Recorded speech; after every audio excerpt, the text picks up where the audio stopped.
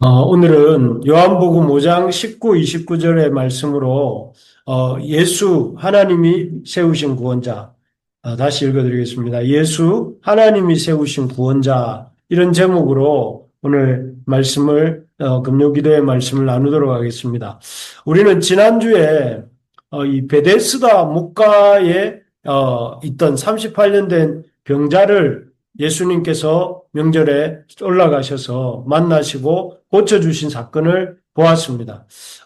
이 사건, 베데스다 목가에 있는 이 38년 된 병자를 주님이 찾아가셔서 고쳐주신 이 사건을 통해서 우리는 구원이 무엇인가를 보게 되었습니다. 구원은 참 이 병자는 자신의 병나음을 위해서 아무것도 할 수 없는 사람이었습니다. 정신적으로도 피해의식과 원망만 가득했고 또 육체적으로도 병들어 있었고 또 영적으로도 하나님을 이렇게 이 하나님을 만나지 못하는 그런 사람이었습니다. 그러나 이 38년 된 병자가 병나음을 얻고 또 예수님을 만나게 된 것은 전적인 예수님의 은혜입니다. 예수님 구원자이신 예수님이 만나 주셨고 그분이 주시는 구원을 받았기 때문에 그가 이렇게 이 병나음을 얻었었죠. 이 사건을 통해서 우리는 구원이라는 것이 행위가 아니라 은혜로 받는 것이다 하는 것을 보았습니다.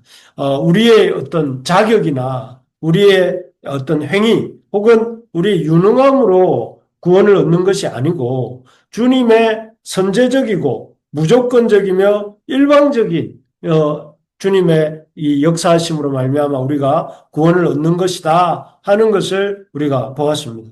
참 이 사실을 우리가 절대 놓치면 안 됩니다. 우리가 꼭 기억해야 됩니다. 우리가 예수님을 통해 구원을 얻는 것은 우리의 행위나 조건이나 자격이 아니라 예수님이 베풀어 주신 예수님을 통해 베풀어 주신 구원의 그 은혜 때문이다 하는 것을 우리가 기억하고 그것을 늘 주장해야 됩니다. 우리가 행위가 아니라 은혜로 구원받은 것임을 기억하며 그 은혜를 늘 붙잡고 살아갈 때에 우리가 비로소 기뻐하고 감사할 수 있습니다. 우리가 참 이 하나님이 주신 구원이 값없는 것이고 또 하나님이 주신 이 구원이 감사할 것이고 그래서 우리가 찬송하고 또 이웃들에게 전해야 될 것임을 우리가 늘 잊지 말아야 되겠습니다. 그래서 구원은 행위가 아니라 은혜로 받는 것이다. 구원은 우리의 자격이 아니라 예수님의 선물로 받는 것이다. 구원은 우리의 어떤 수고함이 아니라 하나님의 값없이 주심으로 받는 것이라는 것을 늘 기억하면서 우리가 우리의 구원에 대하여서 주님께 감사하는 마음을 가지고 구원받은 자로서 어떻게 살 것인지를 늘 생각하는 우리가 되었으면 좋겠습니다. 그런데 이제 그렇다면 왜 예수님이만이 구원자가 되실 수 있는지에 대해서 이제 오늘 본문은 그 당시에 예수님을 믿지 못하고 의심하는 자들이 도대체 예수가 누구길래 이런 어떤 병고침이나 또 병고침뿐만 아니라 제사함까지도 준다고 말을 하는가 하고 사람들이 묻고 어떤 사람은 못마땅하게 여기면서 예수님을 죽이려고까지 하는 그런 일들이 벌어졌습니다. 이에 대해서 예수님께서는 당신이 어떤 분이시기에 이렇게 구원자가 되시고 제사함을 주시는 참 구주가 되실 수 있는지를 이렇게 오늘 본문에서 설명해 주시는데요. 첫째는 어떻게 예수님이 구원자가 하나님이 세우신 구원자가 되는가? 첫째는 하나님께서 예수님에게 이러한 권세, 당신의 이 하나님의 권세를 주셨기 때문에 그렇습니다. 구원하시고 제사하시는 일은 하나님만이 하실 수 있는데 그 구원하시고 제사하시고 구원하시는 일을 할 수 있는 권세를 예수님께 주셨다고 합니다. 그래서 오늘 보면 19절, 20절에 보니까 이렇게 되어 있습니다. 그러므로 예수께서 그들에게 이르시되 내가 진실로 진실로 너희에게 이르노니 아들이 아버지께서 하시는 일을 보지 않고는 아무것도 스스로 할 수 없나니 아버지께서 행하시는 그것을 아들도 그와 같이 행하느니라. 아버지께서 아들을 사랑하사 자기가 행하시는 것을 다 아들에게 보이시고 또 그보다 더 큰 일을 보이사 너희로 놀랍게 여기게 하시리라. 이렇게 되어 있습니다. 여기에 보면 하나님 아버지께서 그 예수님에게 자기가 행하는 것을 모두 다 하나님의 아들이신 그 예수님에게 보이셨다 이렇게 하고 있습니다. 마치 이 모습은 여러분 무슨 어떤 장인, 기술을 가진 장인인 그 아버지가 그 어린 아들인지 모르겠지만 아들에게 그 기술을 전수해 주듯이 우리 하나님께서 당신의 참 하시는 일을 그 아들이신 예수님께 예수님이 하나님의 아들이시라는 거죠. 아들이신 예수님께 이 모든 것들을 이렇게 할 수 있도록 하도록 하셨기 때문에 예수님이 이 일을 하신다는 것입니다. 여기서 우리는 예수님이 단순한 인간 선지자가 아니라 하나님, 성부 하나님과 같은 본질을 가지신 아들 하나님이시다는 것을 알 수가 있고 또 하나님, 성부 하나님께서는 성자 하나님이신 사람의 몸을 입으신 성자 하나님이신 예수님에게 이런 구원과 대속의 사역을 하도록 그것을 맡기셨다 하는 것입니다. 그렇습니다. 예수님은 육신을 입고 이 땅에 오신 하나님이십니다.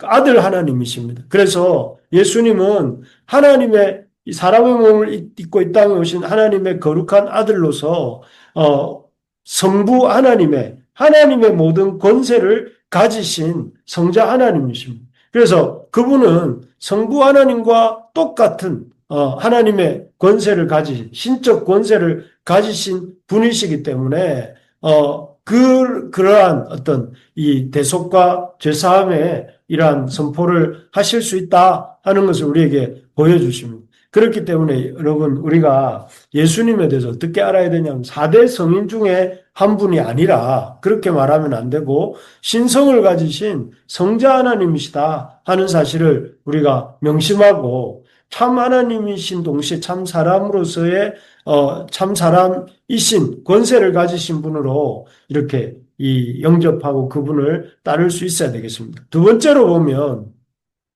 예수님이 어떤 점에서 구원자가 되시고 또 이 구원자가 되실 수 있는가?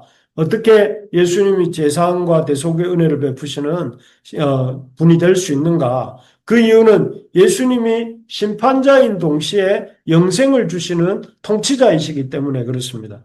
여기 오늘 본문의 22절, 24절에 이렇게 말씀하십니다. 22절, 아버지께서 아무도 심판하지 아니하시고 심판을 다 아들에게 맡기셨으니 여기 보면 뭐라고 하십니까? 하나님이 당신의 심판하시는 권세를 아들에게 맡기셨다. 그러니까 다르게 말하면 아들이 심판자가 되신다.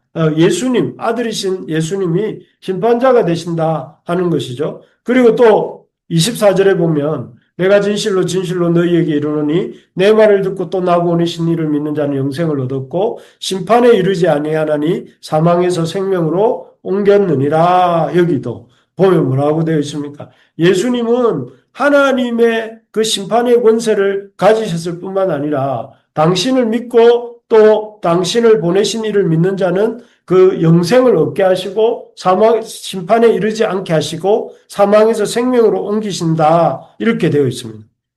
예수님은 하나님이 이 땅에 보내신 심판자이실 뿐만 아니라 그래서 예수님을 믿느냐에 안 믿느냐에 따라서 심판이 달라지죠. 그리고 또 예수님을 믿는 자에게는 영생을 주시고 그 영생으로 말미암아 사망에서 그 존재가 생명으로 옮기게 되는 그런 거대한 인생의 이런 변화를 경험하게 되는 그런 존재가 예수님이십니다.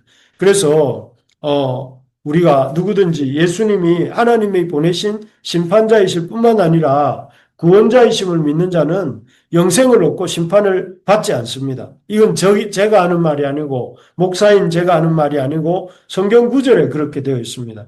뭐라고 되어 있느냐면은 심판자이실 뿐만 아니라 예수님이 구원자이심을 믿고 믿는 자는 영생을 얻고 심판을 받지 않습니다. 우리가 이 세상에서 다른 것은 다 모른다 할지라도 이 사실만은 알아야 되겠습니다. 이 사실이 무엇입니까? 예수님이 하나님이 보내신 심판자인 동시에 구원자이시다 하는 사실입니다.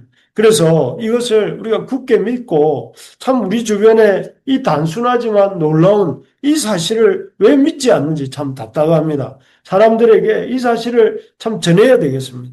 하나님 이 세상에 그 아들 하나님을 이 땅에 육신을 입고 보내셨고 그분을 통해서 우리의 죄를 속하시고 그분을 믿는 자에게는 심판을 받지 아니하고 영생을 얻게 하셨다는 것을 우리가 참 이 때를 얻든지 못 얻든지 우리의 가족들에게 우리의 이웃들에게 담대하게 전하는 그런 우리가 되어야 되겠고 그런 것을 또 우리도 그것을 전할 뿐만 아니라 우리 자신도 이 구원을 기뻐하고 이 구원을 즐거워하는 우리 부르심의 가족들이 다 되시기를 주의 이름으로 축복합니다. 그래서 참 예수님을 믿는다는 것은 참 놀라운 이 생에서도 행복한 것이지만 내 생엔 더욱 행복한 그리고 하나님의 영광에 참여하는 그런 놀라운 것이라는 것을 우리가 기억하면서 참 우리 온 교회가 구원의 기쁨이 충만하고 온 교회 식구들이 구원의 기쁨을 힘차게 노래하는 우리 교회가 되기를 주님의 이름으로 소망합니다.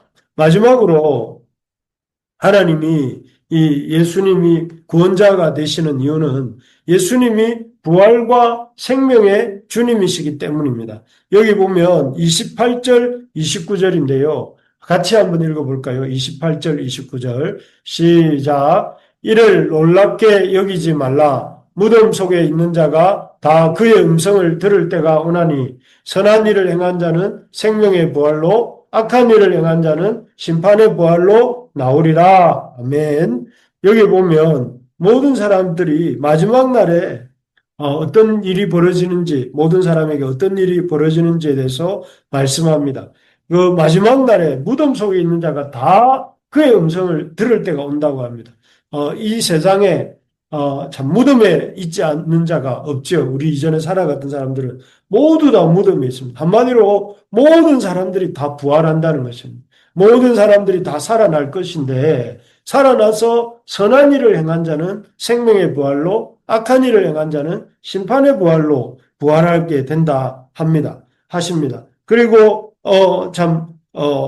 세상에 그런데 이제 우리가 이 말씀을 읽으면서 참 생각할 것은 이 세상에 선한 일을 행함으로 구원을 얻을 사람은 없습니다. 선한 일을 현실적으로 이 참 선한 일을 의인은 한 명도 없었고 그렇기 때문에 선한 사람도 한 명도 없었고 행위로서 구원 얻을 사람은 선한 행위로서 구원 얻을 사람은 없다고 봐야 되겠습니다.